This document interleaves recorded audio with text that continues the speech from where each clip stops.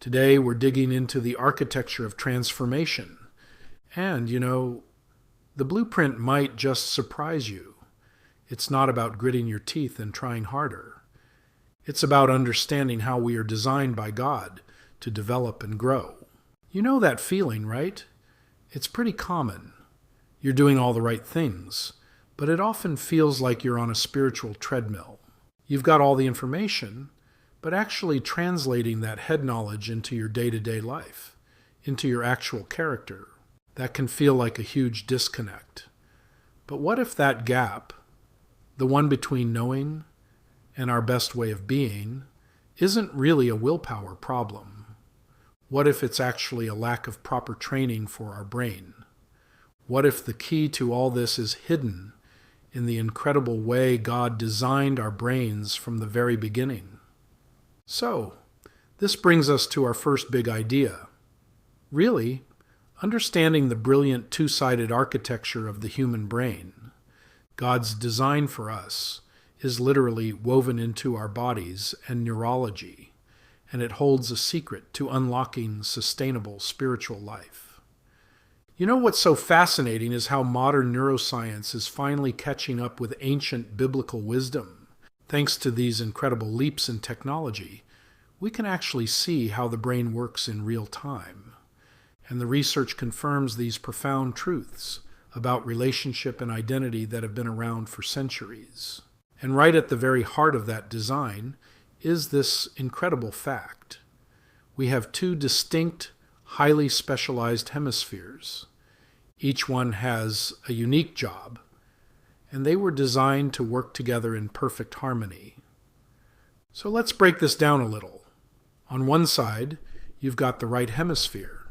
That's your relational brain. Its main job is about the whole and the who. It is incredibly fast, faster than conscious thought. And it's processing all the nonverbal stuff, taking in the entire landscape of the situation from many angles simultaneously.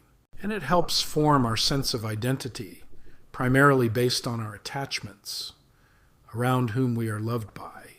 Then on the other side, you have the left hemisphere. This is the rational brain. It's all about the what. It's logical, it's linear, and it's slower. Its job is to take our experiences and give them words and structure to get work done. Here's a really simple way to remember this whole thing.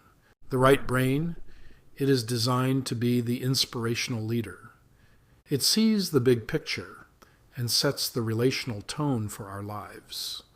And the left brain, it is designed to be the faithful servant, using its amazing logic and language skills to carry out the vision that the leader provides. However, in our culture, this beautiful design often gets completely flipped on its head.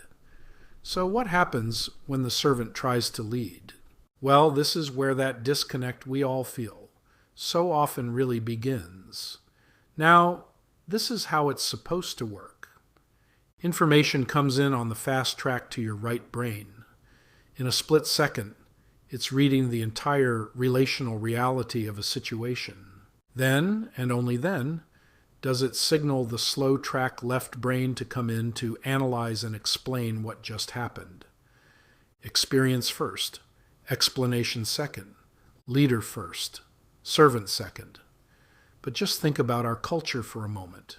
We are absolutely saturated with information, obsessed with analysis. From the time we're little kids, we're trained to prioritize the left brain skills. We have basically systemically taught the servant to lead, forcing explanation to come before we've had a wisely processed experience. And the result of all this is what some people have started calling a half-brain faith, a faith that's super rich in information, but it's really poor in actual relational and emotional intelligence. We know a ton about God, but we struggle to truly connect with Him and with other people in a way that actually helps us transform and grow in Christ-likeness. And this imbalance has a pretty dangerous outcome when our relational right brain basically goes offline. we can slip into something called enemy mode. This is that state of mind where we stop seeing people as people. Instead, we start treating them like objects.